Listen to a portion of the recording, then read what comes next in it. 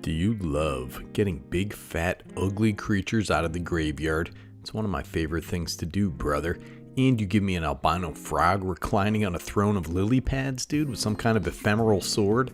Come on, wizard, sign me up. Glarb, Calamity's Augur. This guy's black, green, and a blue legendary creature, frog, wizard, noble. It's a 2/4 with death touch. You may look at the top card of your library at any time. You may play lands and cast spells with mana value 4 or greater from the top of your library. Has tap Surveil 2. So listen man, you do have to build a commander deck with a certain amount of enablers, ramp, and things like that. But any commander player would tell you that it's pretty easy to start at 4 mana and get the effect you want.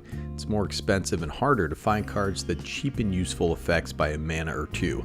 Glarb also allows you to play off the top of the library, which is pretty effective card advantage when you have the ability to surveil stuff into the graveyard. Surveil can be a pretty powerful mechanic, especially in these colors. Because my friends, in these colors you've got reanimator cards, reanimator targets galore. Game plan, get Glarb out there, see if there's anything good on top of the library, 4 cost spells, lands, it's a little card advantage. Then you surveil stuff into the graveyard, discard stuff, loot stuff, dig it back out with devastating effect. Classic reanimator, and that's nice, man. Let's go. $100 commander deck shell, not including the cost of Glarb, because I don't know what it's going to cost, man. It's pre-release, brother. And if you like this kind of content, like and subscribe to the channel. What the heck are you doing over there? You're over there in the corner unsubscribed? How are you going to keep up with all this hot gossip, buddy? Join the Discord, join the Patreon if you want to support the channel. Just enjoy your own life, brother. So the first thing we're going to need to do in a Glarb deck is to surveil some stuff into the graveyard. We're going to loot some stuff into the graveyard. We have some stuff that surgically implants stuff into the graveyard, so let's take a look at that. Check this guy out, the Likeness Looter. Blue and a black creature fairy shapeshifter. It's a 1/1 with flying. Has tap, draw a card, discard a card. Classic looter right there. Has X, Likeness Looter becomes a copy of target creature card in your graveyard with mana value X, except it has flying and this ability, activate only as a sorcery. Love this guy, favorite looter out of Wilds of Eldraine. He's like a damn super looter, dude. He's got that baked in evasion too, man. If he becomes a copy of some big fat creature, he's got flying. Plus he looks cool, man. Looks like he can mess a dude right up. Then we have Obsessive Stitcher out here. 1 blue and a black creature, human wizard. It's a 0/3. Has tap, draw a card, discard a card. 2 and a black, tap it, sacrifice it, return target creature card from your graveyard to the battlefield. It's hard to find a good man these days, so you make one from discarded corpses, dude. This is great for getting big fatties stuck in your hand back where they belong, the graveyard. Now we all love a little fact or fiction. It's a great card that lets us see 5 cards and gives us a lot of control over what we put in the graveyard. Wish we had more effects like that, right? But we don't. We have this instead. Hostile Negotiations, 3 and a black, instant. Exile the top 3 cards of your library in a face down pile, then exile the top 3 cards of your library in another face down pile. Look at each pile, then turn a pile of your choice face up. An opponent chooses one of those piles, put that pile into your hand, the other into your graveyard, you lose 3 life. You get to play a little mind game with your opponent. We also have some bigger spells which double as great reanimator targets like the big dog here, the Sphinx of Uthune. This guy's 5 blue creature Sphinx, has flying. This thing has the same text on it as fact or fiction, dude. A decent flying beast. He sits in judgment of your male living space. Clean that up, you animal. Doom Whisperer. This guy's an HR nightmare with all those hands. 3 black creature, nightmare demon. It's a 6/6 with flying and trample. Pay 2 life, surveil 2. 6/6 with trample, 5 mana, 67 cents. It's not even enough to buy 1 Cool Ranch Dorito in today's economy, brother. Frantic Search. Take a look at this card. It just got a couple reprints. Basically free real estate in this deck.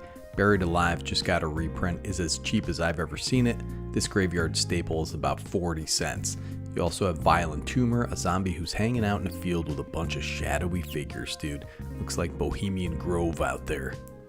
Now this is an interesting card, the Underrealm Lich. This guy's 3 black-green creature, zombie elf shaman. If you would draw a card, instead look at the top 3 cards of your library. Then put 1 into your hand and the rest in your graveyard. Has pay 4 life. This guy gains indestructible until end of turn and tap it. This guy just got a reprint in Clue, The Tale of Scooby-Doo, and is a great way to give your graveyard a little boost. $4 for this fella. Alright, so our commander and our ancillary spells are plopping things into the graveyard, so let's dig them on out. In addition to Reanimate, Animate Dead, and Necromancy, which just got reprints, we can afford to slot in some bigger Reanimate spells. I've always been a fan of Body Double, love the art, man. An androgynous faceless man from Game of Thrones, don't invite those guys to dinner. Then you have the Mimeoplasm here, classic Reanimator Commander that's worth an interesting build around all on its own. It's also a pretty good generic Reanimator spell. It's worth noting that this can hit opponents' graveyards if there's something fat in there as well. Phyrexian Delver has this sweet old art, has text similar to Reanimate, although it can only target your own graveyard. This hasn't had a reprint of that sweet old invasion art, man. That makes me sad, brother. Phyrexians used to be Quake enemies, and I think they were better off back then. Take a look at this one, Drana the Last Blood Chief, 3 black, legendary creature, vampire cleric, it's a 4/4 with flying. Whenever this thing attacks, defending player chooses a non-legendary creature card in your graveyard, you return that card to the battlefield with an additional +1/+1 counter on it. That creature is a vampire in addition to its other types, spreading blood all over the place, reverse handing a sword, and wearing the hat from Thor Ragnarok. This is a fun card that can get you permanents onto the battlefield. And as far as Reanimator targets go, I love ETB effects, right? I have this $100 budget deck stocked up with 23 or so ETB effects. You get immediate value off of these. So you may want to run this guy, Yarok the Desecrated. 2 black, green, and a blue, legendary creature, elemental horror, it's 3/5. This guy has Death Touch and Lifelink. If a permanent entering the battlefield causes a triggered ability of a permanent you control to trigger, that ability triggers an additional time. Not a bad little blocker, sweet build around on his own. Okay, so we're talking about diarrheaing permanents onto the battlefield. It's not always a bad idea to have a little diarrhea, dude, alright? Kodama of the East Tree, 4 green, legendary creature, spirit, it's a 6/6, has reach. Whenever another permanent enters the battlefield under your control, if it wasn't put onto the battlefield with this ability, you may put a permanent card with equal or lesser mana value from your hand onto the battlefield. Love the art on this fella, man. He's chilling out in the woods with his orbs, dude. Something I've done 1,000 times. Hoarding Broodlord, Rune-Scarred Demon, Burning Rune Demon. These are huge flying beaters that can tutor up whatever effect you need, brother. I'm a fan of these guys. Together they are about $8. They're all great Reanimator targets. Titanoth Rex, brother. This guy is 7 green, creature, dinosaur beast. It's an 11/11 with trample. Has cycling for 1 and a green. When you cycle it, put a trample counter on target creature you control. Look at this big beefy monster, man. Puts himself in the graveyard. What a nice guy. For later Reanimation. Captain Too Many Horns over here, dude. That's what I call him. Now this card got a little pricey. The old Calidus Assassin here, 4 blue and a black for a legendary creature, human shapeshifter, assassin. It's a 3/3 with flash, has polymorphine, dude. You may have Calidus Assassin enter the battlefield tapped as a copy of any creature on the battlefield, except it has, when this creature enters the battlefield, destroy up to 1 other target creature with the same name as this creature. It's a little 2-for-1, phenomenal art straight out of American Horror Story. She's got that suit ready to rock. She's not here for a good time, dude. She's here to take heads. Then I love this card, fresh out of the Fallout universe, the Alpha Deathclaw. 4 black and a green, creature, lizard mutant, it's a 6/6, has menace and trample. When it enters the battlefield or becomes monstrous, destroy target permanent. Has 5 black and a green, monstrosity 4. This big boy comes down, murks that smothering tithe for only 29 cents. This card's pretty fantastic. And how about this guy, the Old One-Eye, 5 and a green for a legendary creature, Tyrannid, it's a 6/6 with trample. Other creatures you control have trample. When this guy enters the battlefield, create a 5/5 green Tyrannid creature token. Has fast healing. At the beginning of your pre-combat main phase, you may discard 2 cards. If you do, return this guy from your graveyard to your hand. Rather have him in the graveyard most of the time. Neat looking fella. They didn't steal this aesthetic from H.R. Geiger's Alien design at all, dude.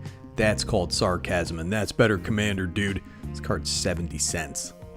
Now, of course, we've seen graveyard commanders in these colors before, and they all have their unique quirks. You know, we talked about the Mimeoplasm, Muldrotha might be great in this deck. Lately, the Wise Mothman, the Master Transcendent, these all kind of have their own spins and are powerful in their own right. But Glarb is 3 mana, has some decent abilities, and allows that top of library manipulation shenanigans. Plus he's got that vibe, dude, that Roman vibe. He's the Caesar on the throne of plants, brother. This is a fun deck, good times, frog relaxation in the swampy sun, my friends. And that's better Commander. Nikki G, signing off.